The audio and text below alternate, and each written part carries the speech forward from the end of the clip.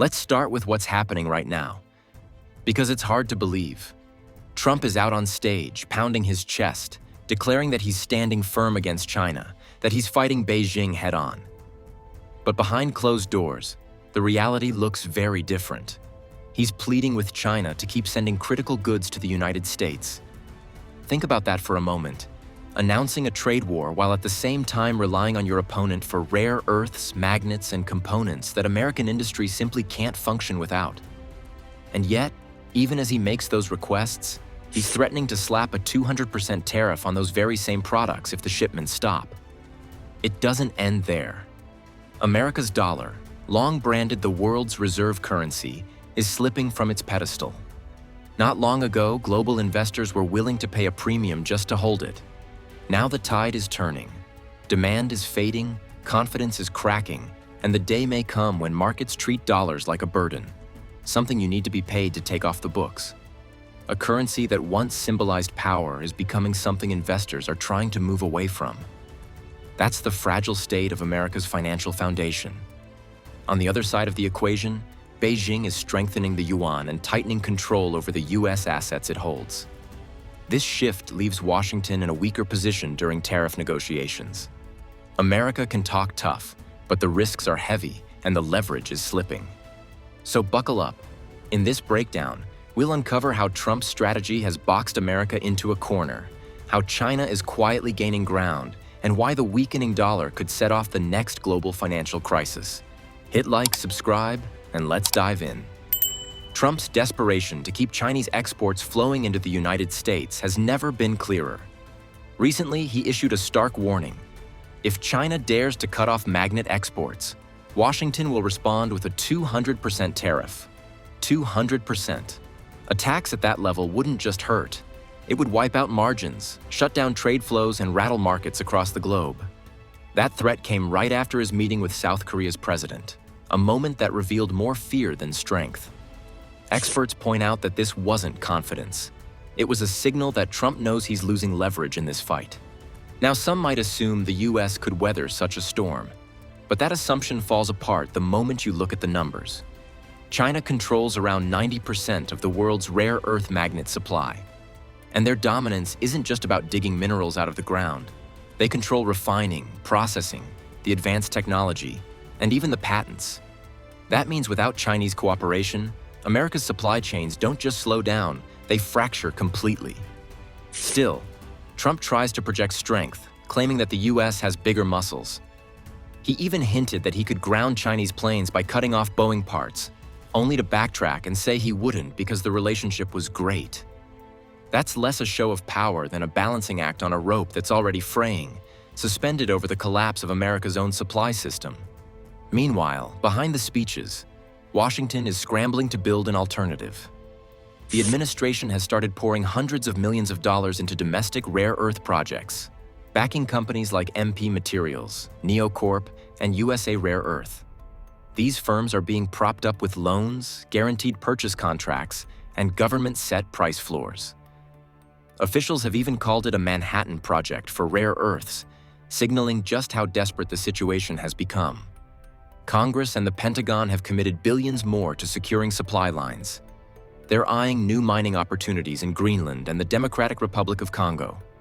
A 10-year deal is already in place to ship Greenland's heavy rare earths to a Defense Department-backed facility in Louisiana for processing. But here's the reality. Despite all that money and effort, the U.S. is nowhere near producing enough to replace Chinese supply. Industry insiders warn that America is still years away from meeting even a fraction of its demand. Until then, the gap has to be filled by Beijing. There's no way around it. And the markets are already reacting. Stock futures have dipped, signaling unease.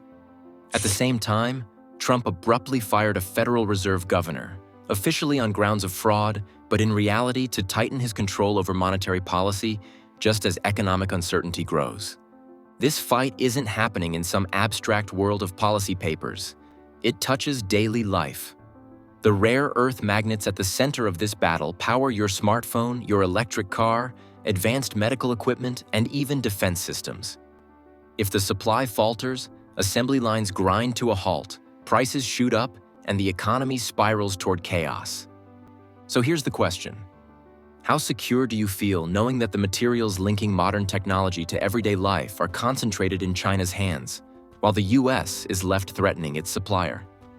It's a dangerous game, and the stakes couldn't be higher. But magnets are only one piece of the puzzle. China has more moves lined up, and they go far beyond rare earths. Let's walk through what Beijing just rolled out, because it reshapes the field again. On Friday, China's Ministry of Industry and Information Technology introduced a fresh set of rules for rare earths. These don't stop at ore dug up inside China. They also cover material sent into China for processing. That matters because China isn't only a major miner. It's the world's central processor, the place where raw material turns into usable metals, oxides, and the high-spec inputs that modern industry needs. Under the new framework, firms face strict production quotas, formal approvals, and detailed reporting on volumes moved. Miss the requirements, and penalties follow. Future quotas can be cut. In practice, Beijing now decides who gets access, how much flows, and when shipments move. All of this arrives as the United States is already scrambling to secure enough supply to keep factories and defense production on schedule. Why now? Washington has tightened restrictions on Chinese access to advanced technology.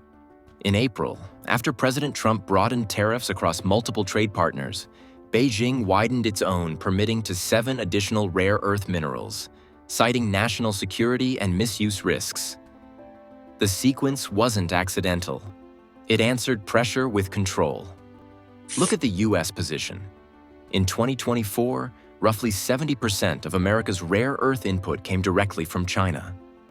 Additional volumes arrived from Malaysia, Japan, and Estonia. But much of that material still originated in China or passed through Chinese refineries. Even when the label says somewhere else, China often sits in the middle of the chain. At home, Beijing is also shutting down leaks. In July, the Ministry of State Security launched a crackdown on smuggling, classifying it as a national security issue. That tells you how central this sector has become. No gray channels, no informal exports, only state-managed flows. Abroad, China is extending reach at the source. Across Africa, Chinese companies are signing mining deals, financing projects, and locking in long-term offtake. Reported investment in African mining has crossed $10 billion. The Democratic Republic of Congo, Zimbabwe, and Botswana are key nodes. In the DRC, Chinese firms already dominate cobalt, crucial for EV batteries. By comparison, US investments in African critical minerals in 2023 were only about $300 million. One side is building end-to-end control, the other is still laying groundwork. And Africa holds nearly 30% of global reserves for these materials, so influence there shapes the future of clean energy, electronics, and defense. Put the pieces together. At home, China is tightening quotas and enforcement. In processing, it keeps the choke points. Overseas, it buys stakes at the mines. That two-track approach, domestic control plus external securing of supply, leaves Washington with fewer options. Could the US catch up? Not quickly. Mines take years to develop. Refineries take capital, expertise, and environmental approvals. Communities debate projects. Politics adds delay. Meanwhile, the world still needs finished magnets, alloying agents, and refined oxides today, not in 5 or 7 years. So the immediate risk is straightforward. If Beijing slows exports or redirects supply, US manufacturers feel the hit fast. Delays in electronics, higher EV costs, pressure on defense contractors. By writing the rules at home and stitching together supply abroad, China keeps leverage squarely on its side. Tariffs can change prices at the border. They don't create minerals, refineries, or processing know-how. Until those exist at scale outside China, Washington can raise duties, but it can't conjure a supply chain it doesn't control.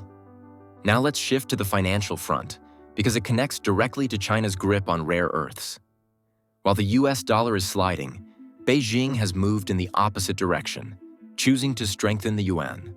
That decision rattled markets, since the rule of thumb is that export-driven economies keep their currencies weak to protect competitiveness. But China holds advantages the US doesn't. Steady access to cheap Russian energy, reliable supplies of raw materials, and an expanding lock on critical minerals.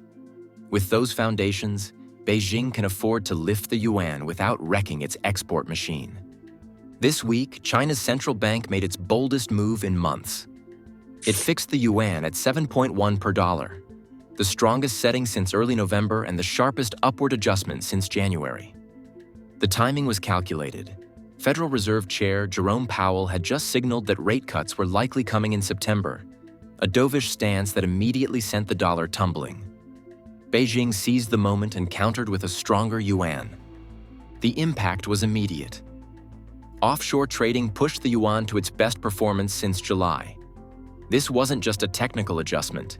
It was Beijing showing that it can set the tempo in currency markets, turning what looked like a US opening into a stage for its own strength.